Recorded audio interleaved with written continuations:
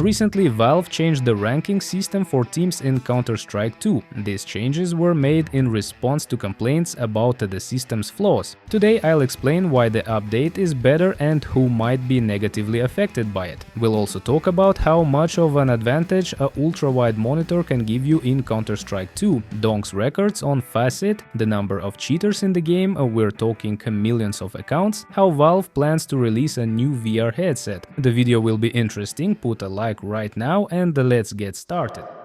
Let's start with the updated ranking system from Valve as reported by HLTV. These changes were introduced just yesterday due to issues with the previous ranking system. You might remember that Valve has a special page on GitHub where they list the ranking rules for professional teams. After yesterday's update, technical losses will now be treated as regular losses. This means that if you don't show up to a game, you lose ranking points as if you had lost the match. This is to prevent people from exploiting the system. Additionally, the new rules state that teams will now need to play 5 matches to qualify for ranking instead of 10. Also, bonus club money from organizations like ESL will now be factored into the rankings. The most interesting change is that ranking points will only be awarded after a tournament has fully concluded. These updates came about due to a problem with the Gamer Legion team who lost their spot at the Blast Premier Lisbon tournament due to flaws in the old ranking system. The only people negatively affected by this change will likely be those who were given a spot from the Gamer Legion team. Next time, they won't be able to exploit the system like before and will have to wait until the end of the tournament for the ranking update. Now let's move on to some news that concerns the majority of the audience, the regular players of Counter-Strike.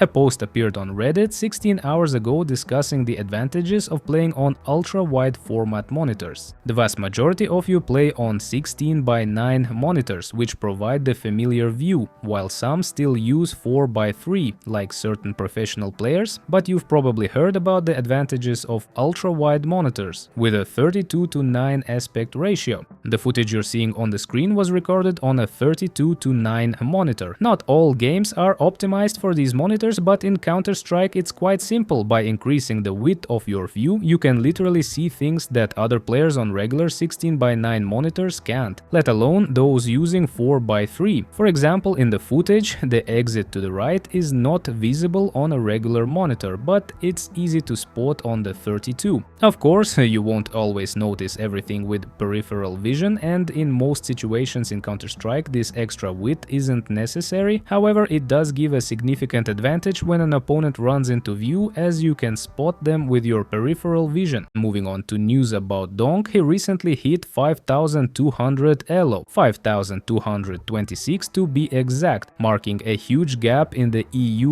region compared to other players. For comparison, m0NESY has a 4560 elo, which is a massive difference. This gap is even bigger when you consider that Donk is first and m0NESY is 5th. In fact, the second place player has a rating 300 points lower than Donk. To put it into perspective, other players in the top 30 have very small elo differences, just 5 or 10 elo points separating them, and they swap places frequently. But Donk's lead is huge. You know who else is out of touch with reality? People who think there are very few cheaters in CS2. If such people exist, of course, in fact there are even more than in CSGO. I mentioned some old stats in a previous video, where out of 1000 demo reviews only 300 cheaters got banned, meaning 30% were caught and 70% weren't. It used to be like that in CSGO. Well, according to a post by Vacoin on Twitter, which tracks a significant number of accounts, out of 30 million players, 4.5 million received VAC bans. This is a staggering number, meaning 14% of accounts were banned for cheating. But imagine how many weren't banned. The number of cheaters is likely much higher. I'd estimate around 20 to 30%. Vacoin also shared a poll with 200 votes asking players if they've encountered cheaters recently, and 70% of players said they had, while only 11% said they hadn't. Feel free to share your thoughts in the comments. Gabe Follower shared the news that Valve plans to release a new VR headset codenamed Descartes. The release is expected in 2025 with a price of $1,200. Several people have confirmed this, attaching blue blueprints for the new standalone headset. Keep in mind that the last